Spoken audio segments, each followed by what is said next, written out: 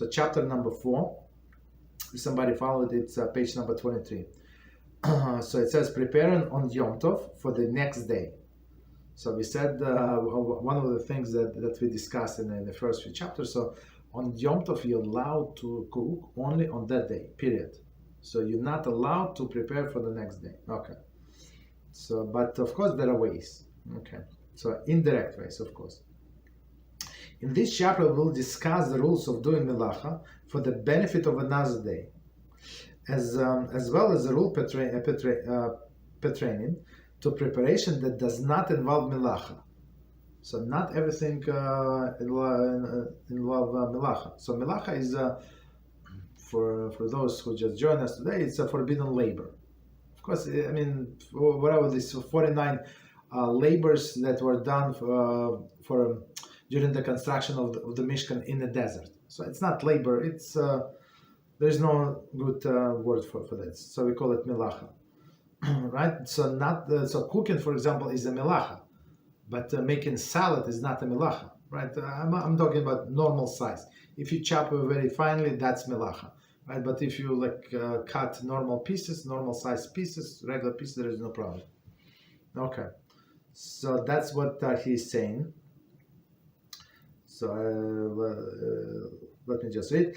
As well as the rules pertaining to preparation that does not involve Melacha. So meaning even this activity, whatever we do, it does not involve Melacha, so you would not be allowed to prepare for the next day. So maybe another example is making your bed, right? So let's say you took a nap, like in afternoon of Yom Tov, so you're not allowed to prepare your bed. I mean, if you live in a studio apartment and it's going to spoil your for example, right, in a small apartment, right? So if it's going to spoil your Yom Tov, so you're not going to enjoy as much. So yes, you're allowed to make your bed, but otherwise no. If you have like a bedroom, you can close the door and that's it. Why? Because it is preparation for the next day.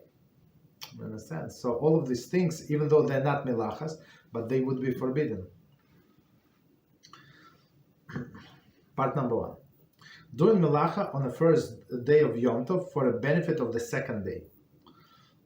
We have learned that it is forbidden biblically to perform melacha on Yom Tov for the sake of fulfilling post-Yom Tov needs. Okay. It is likewise prohibited to do melacha on the first day of Yom Tov for the benefit of the second day of Yom Tov.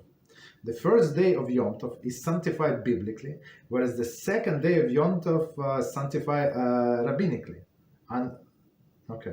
Under biblical law, then the second day of Yom Tov is considered a weekday. Thus, performing melacha on the first day for the benefit of the second day is tantamount performing it for the benefit of the weekday. So let's read one more time, and we're going to explain line by line. And okay, so we're going to explain.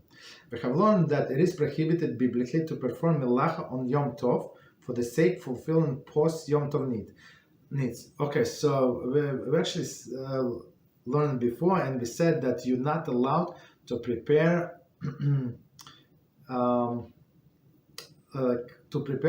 Yom Tov for a weekday, even to do something permissible. So you want to follow your clothing or something like prepare, like not allowed. Even though there is no such melacha. Is it not melacha? I don't think so. I mean, let's say you don't put it on creases exactly. So let's say, right? So there is no problem. But since it's like you prepare, looks like it is you preparing for Yom Tov, that would be a problem, right? And another example, if you want to put your dishes in if you have a dishwasher, let's say, right? So if you put in dishwasher is thinking that I want to do it as soon as possible, I want to wash dishes as soon as possible after Yom Tov ends, so you're not allowed to do that, right? But you have to keep them in the counter. But if you have a small counter and it's not, you don't like to see the dirty dishes and you want to put that just for the storage, there is no problem. Understand? So that's preparation for post Yom Tov, for a weekday, and say exactly the same halacha on Shabbos. That's no difference. Okay. It is likewise prohibited to do Melachah on the first day of Yom Tov for the benefit of second day of Yom Tov. So in exile, we celebrate 2 days of Yom Tov, Baruch Hashem, except Rosh Hashanah. Rosh Hashanah, even in Israel, they celebrate 2 days. Okay, that's the only exception. And okay, there's another exception is Yom Kippur. Everybody observes only 1 day of Yom Kippur. So two exceptions. But for all the holidays, we celebrate double. Okay. The first day of Yom Tov biblically sanctified biblically.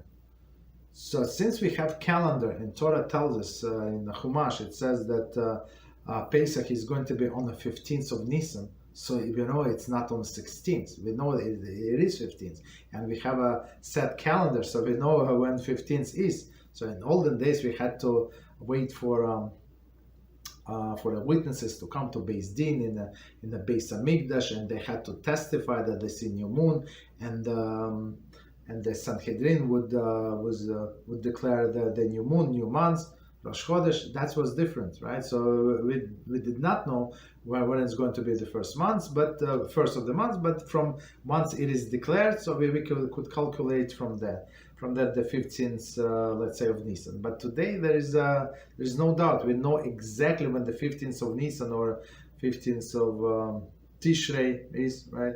Sukkot. We know exactly.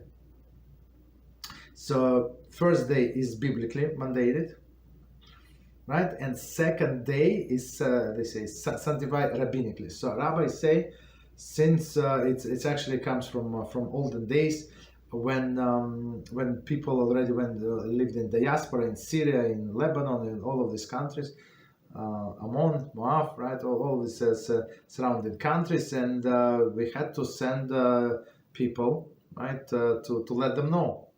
Right? But how, even though you have a strong and good horse, how many miles you can go, right? The roads were not the roads of today. Okay, so that's why they would allow the second day, right? Just in case. Okay. So under the biblical law, the second day of Yom Tov is considered to be weekday. It's biblically speaking, second day of Yom Tov, it's like weekday. It's nothing to do with Yom Tov. But rabbis say it is a Yom Tov. Thus, performing Melachah on the first day of Yom Tov for the benefit of the second day is tantamount to performing the benefit for a weekday. So that's the explanation. Some people say, no, can I skip this? I'm living in the diaspora. I heard that it is only minchag. It's only the custom to keep the second day. So all of these people, I'm not sure. I mean, I'm sure. I feel so bad for these people that they do not enjoy the Yom Tov and they want to go back to work to their nonsense. That's a very sad situation. All right. So we celebrate 2 days, even though. Second day is rabbinically sanctified. It's not. We're going to see. It's only minor differences, and only minor difference. I think in burying somebody, but today we don't bury anybody on second day. Okay, continue. The days of Jewish calendar began with a nightfall and continue until the following nightfall. Thus, the second day of Yom Tov legally begins at night. It is therefore prohibited to do Melachah during the first day, anticipated the need that will arise at night. So what does it says here? It says here that, let's say the Yom Tov started last night, today's day, let's say today is 1 p.m. or something, right? So you're not allowed to start cooking at 1 p.m. because you just finished your dinner, your lunch, right? You just finished your lunch. You're not going to eat another meal until the Yom Tov comes, right? So that's you're cooking now, even though it is technically it would be allowed to cook because you're allowed to cook on Yom Tov. And today's Yom Tov, today is the first day of Yom Tov. But since for sure you're not going to cook, you're not going to eat today, so it's a preparation for the night. And night is already the start of the next day, which is a big issue. Okay.